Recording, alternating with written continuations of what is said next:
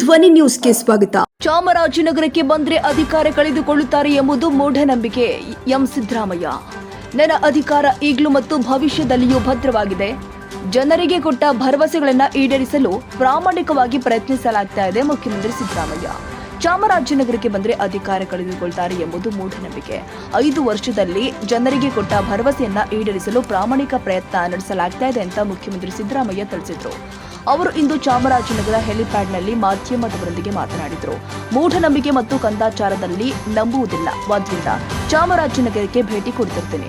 ರಾಜ್ಯದ ಎಲ್ಲಾ ಜಿಲ್ಲೆಗಳನ್ನು ಸಮಾನವಾಗಿ ಕಂಡು ಎಲ್ಲಾ ಜಿಲ್ಲೆಗಳಿಗೆ ಭೇಟಿ ಕೊಡ್ತೀನಿ. ಚಾಮರಾಜನಗರಕ್ಕೆ ಬಂದ್ರೆ ಅಧಿಕಾರ ಕಳೆದುಕೊಳ್ತಾರೆ ಎಂಬುದು ಮೂಢನಂಬಿಕೆ. ಆ ಮೌಢ್ಯವನ್ನ ಹೋಗಲಾಡಿಸಲು ಇಲ್ಲಿಗೆ ಭೇಟಿ ಕೊಟ್ಟಿದ್ದು ಅಧಿಕಾರ ಈಗಲೂ ಮತ್ತು ಭವಿಷ್ಯದಲ್ಲಿಯೂ ಭದ್ರವಾಗಿರುತ್ತೆ ಎಂದಿದ್ದಾರೆ.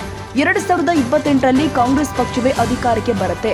ಮಾಜಿ ಸಂಸದ ಡಿಕೆ ಸುರೇಶ್ ಅವರು ಡಿಕೆ ಶಿವಕುಮಾರ್ ಅವರು ಸಿಎಂ ಆಗುವ ಬಗ್ಗೆ ಮಾಡಿದ ಹೇಳಿಕೆಗೆ ಪತ್ರಕರ್ತರ ಪ್ರಶ್ನೆಗೆ ಉತ್ತರಿಸುತ್ತಾ, ಇಂತಹ ಹೇಳಿಕೆಗೆ ಪ್ರತಿಕ್ರಿಯೆ ಕೊಡುವುದಿಲ್ಲ. ರಾಜ್ಯದಲ್ಲಿ ಕಾಂಗ್ರೆಸ್ ಪಕ್ಷವು 5 ವರ್ಷ ಆಡಳಿತ ನಡೆದು ಜನಾದೇಶ ಇದೆ.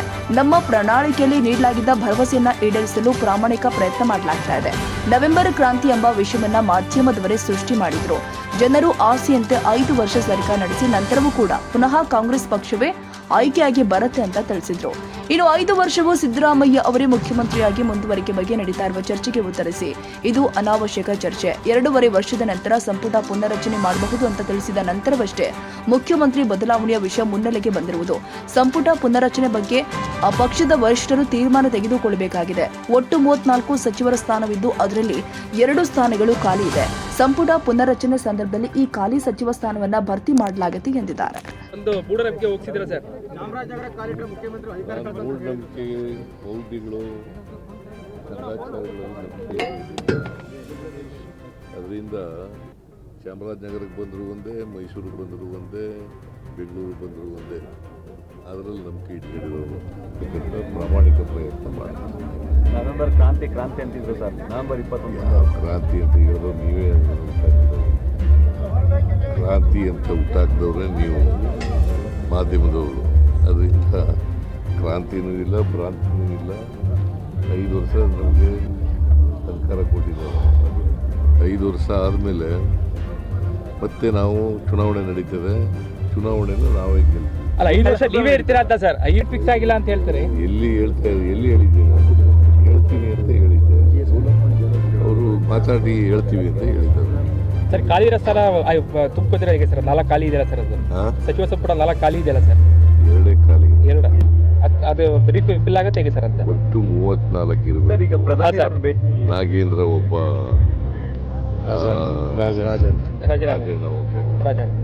ಬಿಟ್ರೆ ಬಾಕಿಯವರೆಲ್ಲ ಇದ್ದಾರೆ. ಅದು ರೀಫಿಲ್ ಆವಾಗ ಸರ್? ಅದು ರೀಫಿಲ್ ಆವಾಗ ಆಗುತ್ತೆ ಸರ್? ಅದನ್ನ ರೀಸಬಲ್ ಆಗೋ ಸರ್. ಬೆಂಗಳೂರಲ್ಲಿ ಬ್ಯಾಂಕ್ ದರೋಡೆ ಆಗಿದೆ ಸರ್.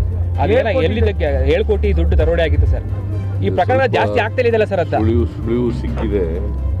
ನಾವು ಅವ್ರನ್ನ ಕಾರು ಈಗಾಗಲೇ ರಿಕವರ್ ಆಗಿದೆ. ಉಪಯೋಗಿಸಿದಂಥ ಕಾರು. ಅವರು ಯಾರು ದರೋಡೆಕೋರರು ಇದ್ದಾರೆ ಅವ್ರನ್ನೂ ಕೂಡ ಪತ್ತೆ ಹಚ್ತೀವಿ. ಅವ್ರನ್ನ ಅರೆಸ್ಟ್ ಮಾಡೇ ಮಾಡಿ.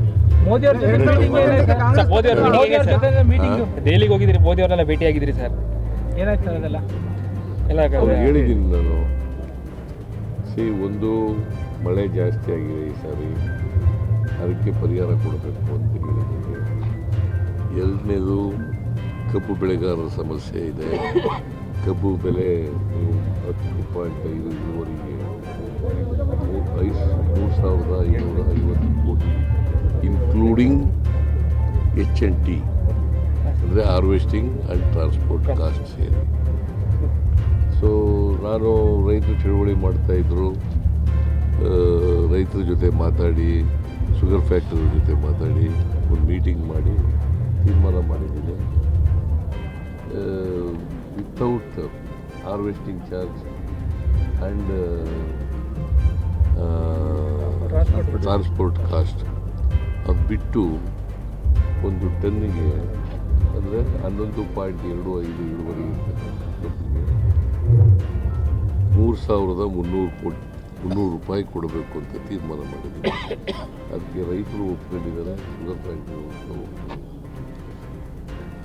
ಸರ್ ಎಸ್ ಸಿ ಮಕ್ಕಳಿಗೆ ಬಟ್ ಎಸ್ ಟಿ ಮಕ್ಕಳಿಗೆ ಆಗಿಲ್ಲ ಯಾರು ಸಮಾಜ ಕಲ್ಯಾಣ ಇಲಾಖೆ ಇರ್ಲಿ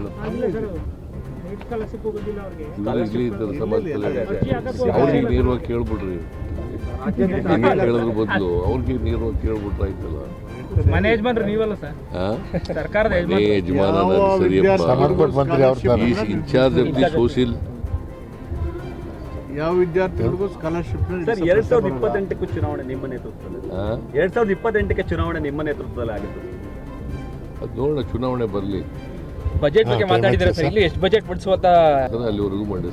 ತಮ್ಮೆಲ್ಲರಿಗೆ ಸ್ವಾಗತ. National automobile Bagalkot.